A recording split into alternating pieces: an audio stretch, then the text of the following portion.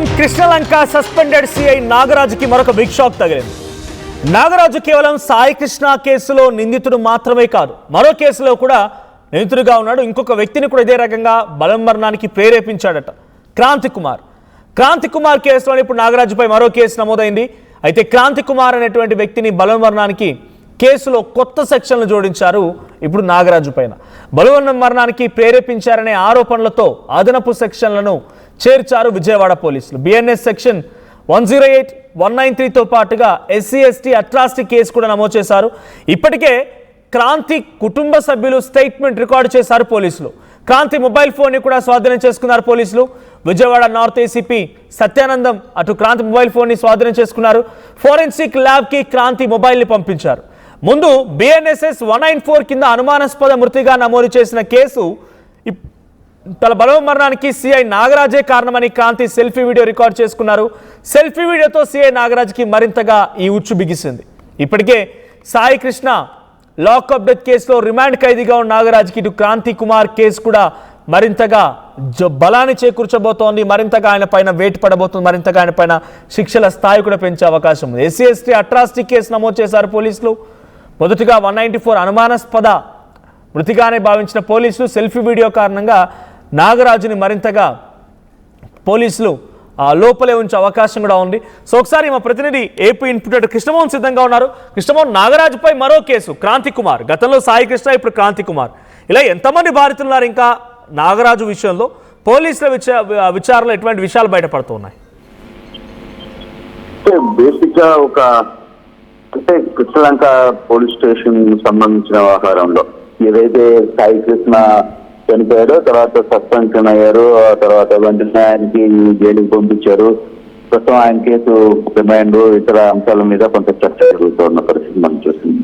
అయితే ఇప్పుడు ఈ కేసుకు సంబంధించి కాకుండా మరో కేసు, రెండో కేసు కూడా ఇతను బాధితుడు ఎవరైతే సాయి కృష్ణ ద్వారా అలాగే దానికంటే ముందు రోజే అంటే 20 అందరూ ఎక్స్పెక్ట్ చేసినట్టుగా 9, 10 జరుగుతున్నట్టుగానే అదే ముందు రోజు క్రాంతి కుమార్ కూడా ఈ వేధింపులు తట్టుకోలేక గులితులు మింగి అంటే అతను కూడా ఒక వీడియో రిలీజ్ చేశాడు. ఆ వీడియోలో చాలా క్లియర్ గా చెప్పాడు, నాకు ఈ వ్యవహారంలో సిఐ విపరీతంగా వేధిస్తున్నాడు, నేను చేయని తప్పను కూడా పిలిచి మరి ఇష్టం వచ్చినట్టు కొడుతున్నాడు అని చెప్పిన నేపథ్యంలో ఆయన గులికలు మందు మింగి చనిపోతాడు. అయితే దీని మీద తన తండ్రి వెంకటేశ్వరరావు వెంటనే అప్పుడు అసలు విషయం మీద కొంత సీరియస్గా కొంత గ్యాప్ తీసుకుని మళ్ళీ ఆయన ఇటీవల కాలంలో ఆయన మాట్లాడే ప్రయత్నం అయితే చేశారు సిఐ నాగరాజు వల్లే. ఎందుకంటే అప్పుడు సిఐ నాగరాజు పవర్లో ఉన్నాడు కాబట్టి అతను చెప్పినట్లు మేము నడుచుకోవాల్సి వచ్చింది. కానీ సాయి కృష్ణ కేసు బయటకు తన మీదకి వచ్చిన తర్వాత తాను కూడా తన మీదకి వచ్చి నా కొడుకు సాయి కృష్ణ వల్లే చనిపోయాడు. ఈ వ్యవహారం మీదనే కొంత సీరియస్ గా అంటే సామాజిక సంఘాలు, తర్వాత ఇతర నాయకులు, జగన్మోహన్ రెడ్డి కూడా వాళ్ళ ఇంటికి వెళ్ళి కలవడం, ఇవన్నీ కూడా కొంత తన మీదకి వచ్చిన నేపథ్యంలో ఈ రోజు ఈ కేసుకు సంబంధించి పోలీసులు కూడా ఇన్వెస్టిగేషన్ చేసిన నేపథ్యం అయితే చూడాలి.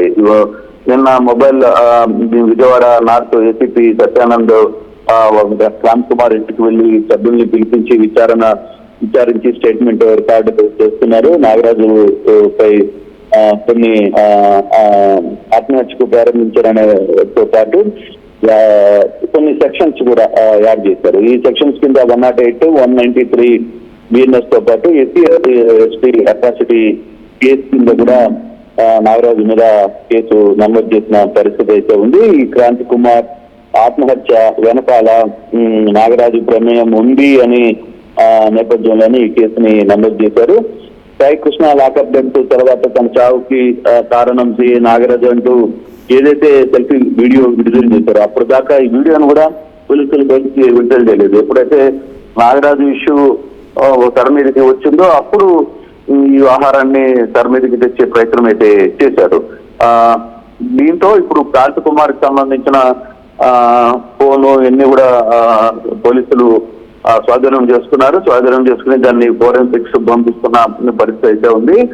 బట్ ఈ కేసు సపరేట్ గా నమోదైంది, ఇది సపరేట్ గా ఇంకో కేసుని నమోదు చేసింది కాబట్టి FIR సంబంధించి అలాగే అట్రాసిటీ కేసుకు సంబంధించి కూడా కేసు నమోదు చేశారు. ఇప్పుడు నాగరాజు ఒక కేసులోనే కాదు, సాయికృష్ణ కేసులోనే కాదు, మిగతా కేసు రెండవ కేసు ఏదైతే ఉందో క్రాంతి కుమార్ కేసులో కూడా అతను ఇప్పుడు దీని మీద ఇన్వెస్టిగేషన్ ఏ విధంగా చూడాలి. ఓన్లీ నాగరాజు మీదనే ఉందా, లేదు గతంలో సాయికృష్ణ కేసులో ఎవరైతే కానిస్టేబుల్ వ్యవహరించారో అదే కేసులో వాళ్ళు కూడా ఈ కేసులో వ్యవహరించారనేది తండ్రి ఆరోపిస్తున్న పరిస్థితి. సో మిగతా వాళ్ళ మీద కూడా కేసు పెడతారా ఏంటి అనేది చూడాల్సిన నేపథ్యం. మొత్తం మీద నాగరాజు మీద క్రాంతి కుమార్ ఆత్మహత్య గెలిపాడు, ఆత్మహత్యను ప్రేరేపించిన విధంగా నాగరాజు చేశాడు అనే దాని మీద మరో కేసు నమోదైన పరిస్థితి ఉంది. ఇప్పటికే సాయికృష్ణ కేసుకు సంబంధించి కొంత విచారణ జరుగుతుంది, సిట్ వేశారు దాని మీద పూర్తి స్థాయిలో. అయితే ఇప్పుడు క్రాంతి కుమార్ సంబంధించి వ్యవహారంలో ఏ విధంగా ముందుకు పోతారు, ఇదే సిట్ దాని మీద కూడా ఎంక్వైరీ చేసే పరిస్థితి ఉంటుందా, లేదు క్రాంతి కుమార్ కేసుకు సంబంధించి ఏ విధంగా ముందుకు వెళ్ళబోతుంది, ఫర్దర్ గా ఈ కేసుని ఎవరు ట్రీట్మెంట్ చూడబోతున్నా ఆ కేసుకు సంబంధించి పిటిషన్ చేసే పరిస్థితి ఉందా, తల్లిదండ్రులు ఏ విధంగా ముందుకు వెళ్తారనేది కూడా చూడాల్సిన పరిస్థితి కనపడుతుంది. కానీ నాగరాజు వ్యవహారం మీద ఒక్కొక్కటి వస్తున్న పరిస్థితి మనం చూస్తున్నాం. పోలీసులు కూడా ఇక్కడ కేసు కూడా నమోదు చేశారంటే పరిస్థితి ఎంత దూరం వెళ్ళింది అనేది మనకి అర్థమవుతుంది. Right, thank you Krishnamohan. So మొత్తంగా నాగరాజు పైన మరో కేసు నమోదు చేశారు పోలీసులు. సో క్రాంతి కుమార్ బలవన్మరణాన్ని కేసులో కొత్త సెక్షన్లను జోడించారు, బలవన్మరణానికి ప్రేరేపించారనే ఆరోపణలతో అదనపు సెక్షన్లను జోడించారు విజయవాడ పోలీసులు. అయితే BNSS 108, 193తో పాటుగా ICSC అట్రాసిటీ కేసును కూడా నమోదు చేశారు. ఇప్పటికే క్రాంతి కుటుంబ సభ్యుల స్టేట్మెంట్ కూడా రికార్డు చేశారు పోలీసులు. క్రాంతి మొబైల్ ఫోన్ని పూర్తిగా స్వాధీనం చేసుకున్నారు విజయవాడ నార్త్ ACP సత్యానందం. ఇక ఫోరెన్సిక్ ల్యాబ్కు కూడా పంపించారు క్రాంతి మొబైల్ ఫోన్ని. సో ముందుగా అనుమానాస్పద మృతిగా నమోదు చేసినటువంటి పోలీసులు కేసుని ఆ తర్వాత బలవన్మరణానికి ప్రేరేపించింది CI నాగరాజు అని తెలుసుకొని ఒక సెల్ఫీ వీడియోని చూసిన తర్వాత ఆయనపైన మళ్ళీ కేసు నమోదైంది. సో ఇంకా నాగరాజు బాధితులు ఎంతమంది ఉన్నారో చూడాలి. ముందు సాయికృష్ణ, ఇప్పుడు క్రాంతి, ఇంకా ఇలా ఎంతమంది యువకులు బయటకు వస్తారో చూడాల్సిన అవసరం అయితే ఉంది.